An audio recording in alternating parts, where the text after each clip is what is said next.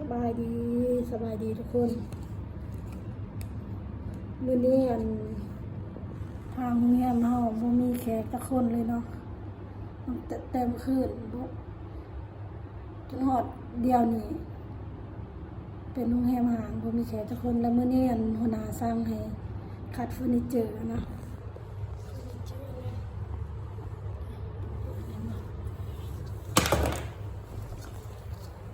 ด้วยน้ำยานี่เนาะสั่งมาจากจีนโดยตรงออกดีเลยแล้วว่าที่ถ่ายคลิปให้เบิ่งเนาะ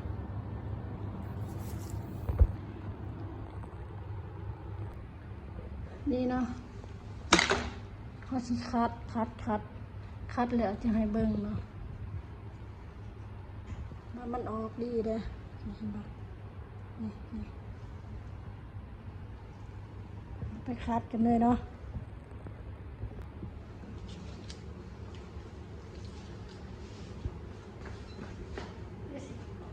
ให้เบิ่งนะนี่นะหางห่วง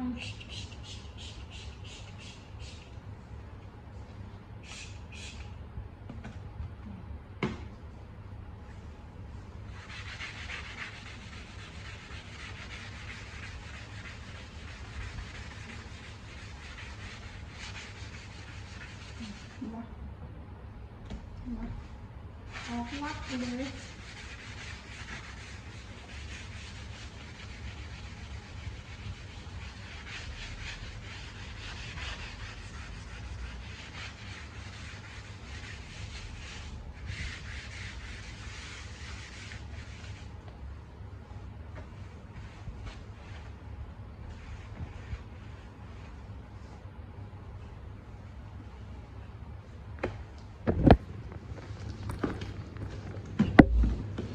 อันนี้ให้เบิ่งไก่เนาะเขาจะเสียบใส่ก่อน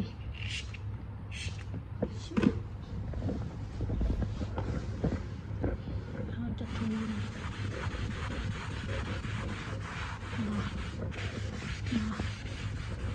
สะอาดนะขาดำๆนี่ออกมาดีนี่นะ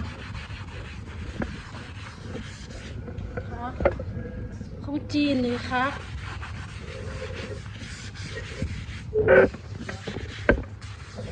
ก็ได้ว่าสินค้าจีนพอดีเนาะ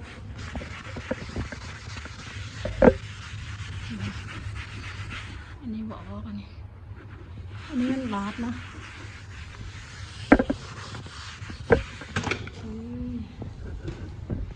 สะอาดยำ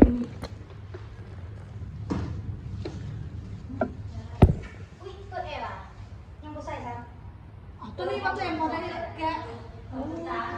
ปัจจัยหมดคิดว่าบ่มีตารางนะเปิดแอร์สมอง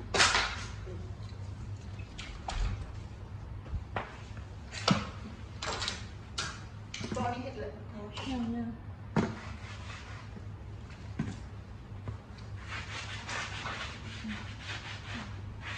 สะอาดยำ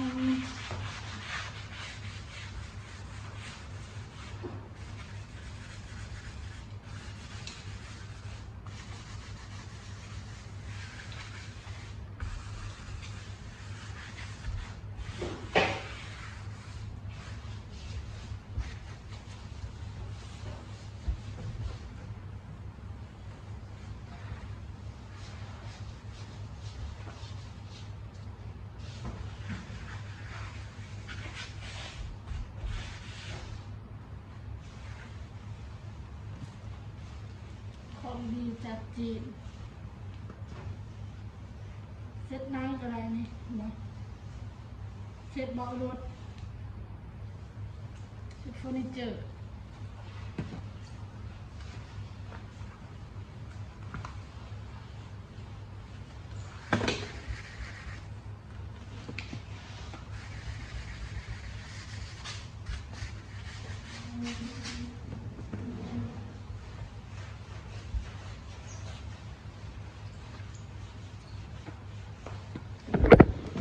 เรียบร้อยเมื่อกี้ว่าทันเซ็ตบักเปื่อนนี่แล้ว